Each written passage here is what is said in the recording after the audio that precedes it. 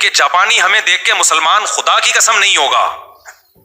مجھے لوگوں نے کہا جاپان میں تبلیغ کرو. میں نے کہا میں کیا تبلیغ کروں؟ میں جن لوگوں کے ساتھ وہاں پہنچوں گا جاپانی دیکھے گا کہ یہ اسٹائل کہیں اسلام کی وجہ سے تو نہیں ہوا. السلام علیکم، ہمارے channel self motivation and beautiful اسلام میں خوش آمدید.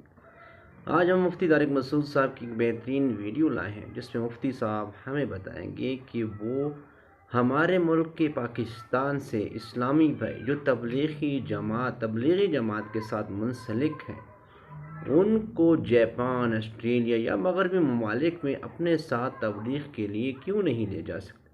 ان میں کیا ایسی خامی ہے کہ وہاں کے جو لوگ ہیں ان پہ ہنسیں گے اور وہ یہ سمجھیں گے کہ ان کا یہ جو حال ہے یہ اسلام کی وجہ سے ہوا.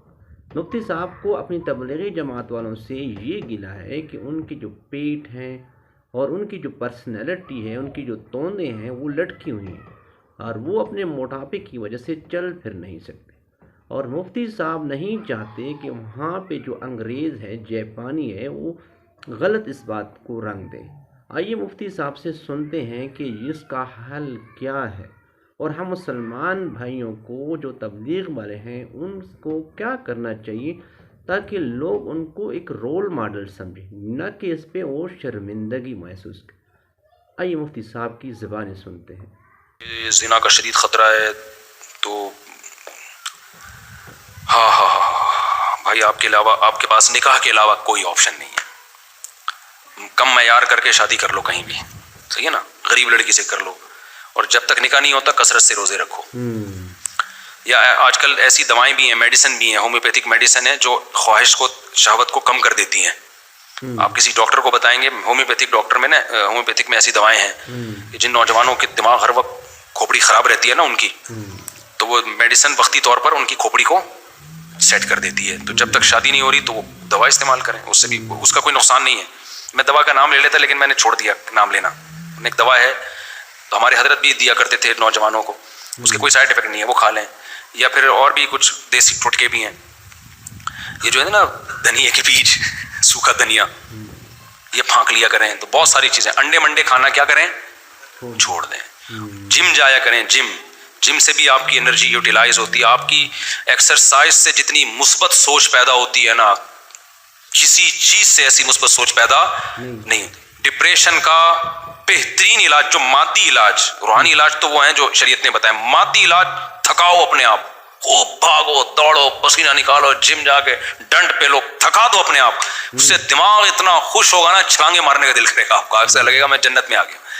یہ جو غصہ آتا ہے مجھے یار، میں نے جتنے دیندار دیکھے ہیں، ابھی میں جاپان میں گیا تو میں نے ایک چیز دیکھی، سارے فٹ ہیں یار. کوئی آڑا ترچھا جاپانی مجھے نظر نہیں آیا. ایسے سلم اسمارٹ ہے، شن جا رہا ہے. ادھر آؤ تو یار کوئی انسان کا بچہ نظر نہیں آتا ہے. سارے آڑے ترچھے. نمازی، بے دینوں کی تو ہم بات ہی نہیں کر رہے. نمازی بھی ہیں، پرہیزگار بھی ہیں، تہجد گزار بھی ہیں. اور تو یار یہ بھی تو شریعت کا حصہ ہے، یہ بھی تو شریعت کا حصہ ہے میرے بھائی. جیسے داڑھی ایک مٹھی رکھنا لازم ہے تو پیٹ بھی تو ایک حد تک رکھنا لازم ہے نا. ایک تو قدرت کی طرف سے ہو، کوئی بیماری ہو، بعض لوگوں کو ہوتی ہے بیماری، وہ تو میں بار بار کہتا رہتا ہوں، یہ قدرت کی طرف سے، وہ تو وہاں بھی ہوتے ہیں، جاپنیز میں بھی ہوتے ہیں. تو قدرت کی طرف سے بیماری ہو، جسم بڑا ہوا ہے، وہ ایک الگ بات. لیکن یار ہمارا لائف اسٹائل چاہے دین. ابھی ایک بھائی سہروزہ، ایک بوڑھے میاں نا مجھے یہاں ملے، دور سے بےچارے کانپ رہے تھے تھوڑا سا نا. مجھے لگا کہ مجھے اشارہ کر رہا ہے. میں رک گیا نا، میں نے کہا یار یہ بےچارے تھوڑے معذور لگ رہے ہیں. میں چلا گیا ان کے پاس، ہاتھ ملایا، السلام علیکم. تو کہتے ہیں مفتی صاحب میں سہروزے کے لیے گیا تھا، مجھے بہت سارے پرہیز تھے نا، ڈاکٹر نے کہا تھا آپ کا کولیسٹرول بہت بڑا ہوا ہے، بریانی نہیں کھانا، تلی ہوئی چیزیں نہیں کھانا، قورمے نہیں کھانا. تو میں تبلیغی جماعت میں گیا، میں نے کوئی بےچارے ہم جیسے اناڑیوں کے ساتھ چلے گئے ہوں گے، تو میں نے ان لوگوں سے کہا بھائی میں نہیں بریانی. انہوں نے کہا نہیں اللہ کے راستے میں کچھ نہیں ہوتا. وہ میرے جیسا اناڑی ہوگا، ورنہ تبلیغ کیا قابل ایسے نہیں ہے. نہیں ہوتا بھائی، اللہ کا راستہ ہے، کھاؤ. کہنے میں نے کھایا، اس کے بعد مجھے آتے ہی فالج ہو گیا. تو کہہ رہے وہ بڑے غصے میں تھے. تو میں نے کہا بھائی تبلیغ کو برا نہیں کہو، انہوں نے کوئی گن پوائنٹ پہ تھوڑی کھلایا ہے.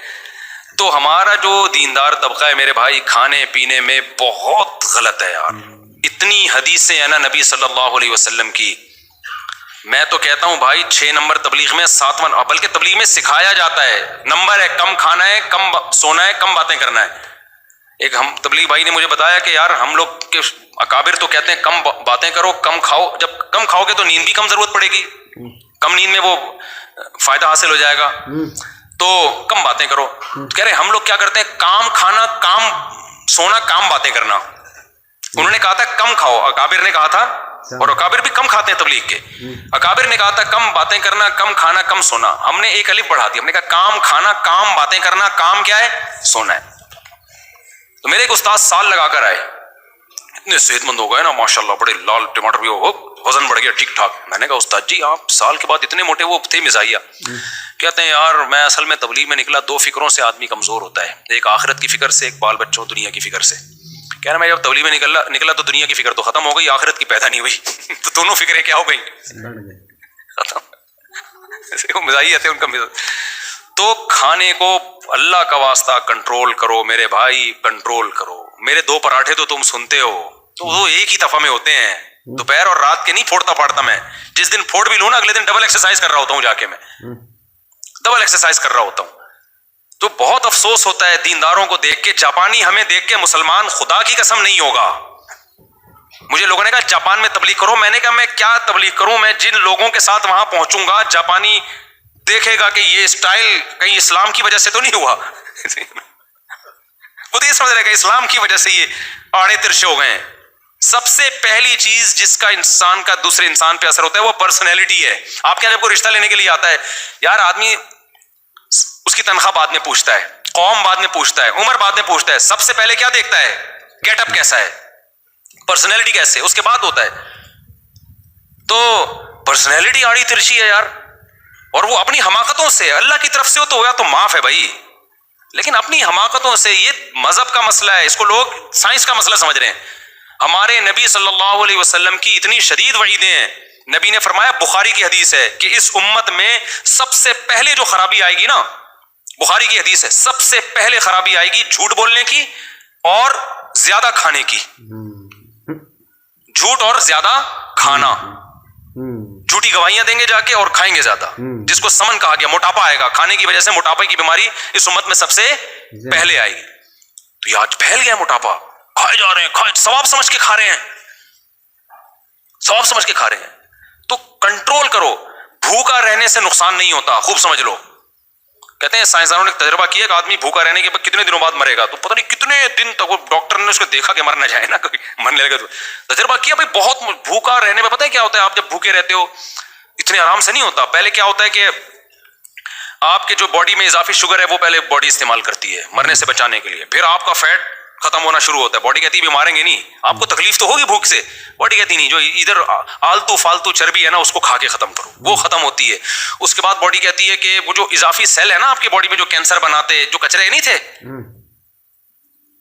جو کچرا پڑا ہوا تھا نا باڈی میں، جو کل جا کے کینسر میں تبدیل ہوتا یا کوئی بڑی بیماری میں، پھر باڈی ان سیل کو کھانا جو فالتو سیل ہیں، گندے فضول قسم کے سیل، ان کو کھانا شروع کرتی ہے.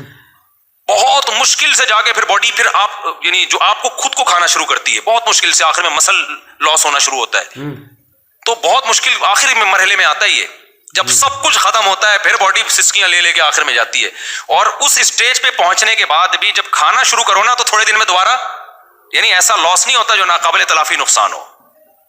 ایسا لاس نہیں ہوتا کہ اب اتنا بھوکا رہنے سے اتنا لاس ہوا ہے اب ڈاکٹر کہ اب اس کی تلافی. نہ نہ نہ نہ، ڈاکٹر کہے گا مفتی صاحب کا بیان سنو 2 پراٹھوں والا، 6 دن میں دوبارہ اسی پوزیشن میں آ جاؤ گے جہاں پر گئے تھے.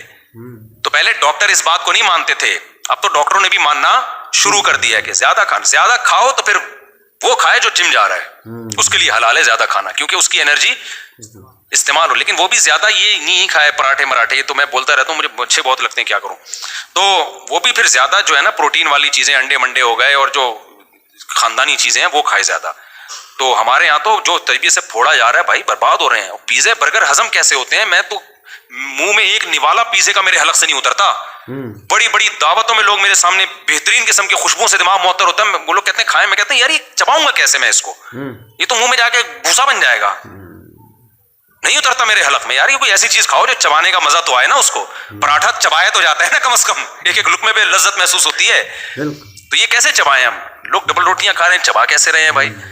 تو یہ کوئی عجیب سی چیز ہے بھائی، یہ اللہ بچائے یار. میں تو ہمارے والد صاحب فرمایا کرتے تھے ایک دفعہ میرے والد صاحب کے سامنے کسی نے بریڈ لا کے رکھ دی ڈبل روٹی. اب ہمارے والد صاحب تو انڈیا کے سہارنپور کے, وہ تو موٹی روٹی جب تک نہ وہ کھاتے ہی نہیں تھے, تو بریڈ لا کے رکھی نا, وہ ان کے منہ میں چپڑ کے نا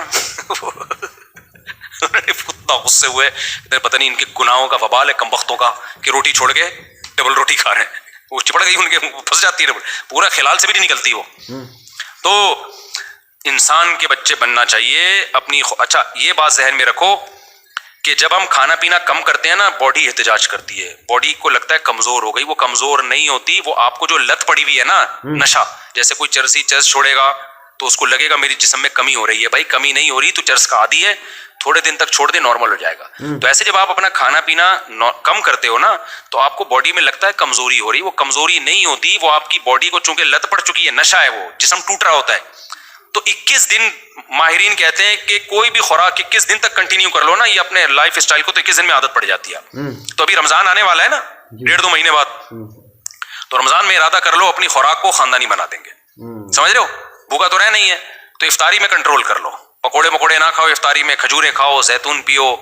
اب غریب آدمی کے لوگ کہتے ہیں زیتون کہاں سے لائیں. بھائی جان تم جو بیکار چیزوں پہ اتنا پیسہ خرچ کر رہے ہو نا, اس میں 4-6 چمچے زیتون کے آ سکتے ہیں, زیتون کے آ سکتے ہیں. آپ غلط چیزوں پہ جو اڑا رہے ہو نا, وہ اتنا مسئلہ نہیں پڑتا. تو یہ رمضان میں پیکج بنا لیں کہ یار اپنی خوراک کو کیا کرنا ہے, کم کرنا ہے, کنٹرول کر کے ایسے اپنے پیٹ کو کم کرنا ہے. ہمارے نبی کو موٹے پیٹ جو کھانے کی وجہ سے اس سے نفرت تھی. آپ نے ایک یہودی کا تون دیکھی جو کھانے کی وجہ سے, میں بار بار کہہ رہا ہوں, کسی ویسے ہی نیچرلی ہو تو ایک الگ بات ہے. بڑے بڑے بزرگ ہم نے دیکھے ہیں بہت تھوڑا کھاتے ہیں لیکن ان کا پیٹ بڑا ہوا ہے, وہ قدرت کی طرف سے. آپ نے ایک یہودی کی تون دیکھی نا, کھا کھا کے موٹا ہو گیا تھا اتنی لمبی, تو آپ نے فرمایا تو نے کیا تورات میں نہیں پڑھا کہ اللہ کو موٹے پیٹ والے سے نفرت ہے. تو یہ جو کھا کھا کے گینڈے ہوتے جا رہے ہیں اور کہ کھاؤ بس اللہ کے نام پہ کھاؤ, تو کچھ بھی نہیں ہوتا. حلال کا کھایا ہوا ہمیشہ لگتا ہے جا کے, اور اللہ کے نام پہ کھاؤ. ابے یہ سب ڈاکٹروں کی باتیں ہیں, جس دن مرنا ہے اس دن مرنا ہے. قبر, وہ بات صحیح ہے, جس دن مرنا ہے اس دن مرنا ہے, لیکن تیرے بارے میں اللہ کو پہلے سے پتا تھا کہ یہ ان حواقتوں سے اس دن مرے گا جس دن مرنے کا چانس نہیں تھا. یہ پہلے مرے گا, پہلے سے تقدیر میں اللہ کو تو پتا ہوتا ہے نا, مرے گا تو ٹائم پہ ہی, لیکن تیرا ٹائم ہی اللہ نے کم لکھا ہوا ہے. اللہ کو پتا ہے کہ یہ نالائق اتنی تقریریں سن کے بھی ٹس سے مس نہیں ہوگا. تو یہ بہت زیادہ ٹائم ہو گیا, بس میرا خیال ہے کافی ہے. باقی اس سوالات پہ جمعے کو دے دیں. تو اپنے آپ کو نا جاپانیوں کو مسلمان بنانا ہم نہیں بنا سکتے بھائی, سیدھی سی بات ہے.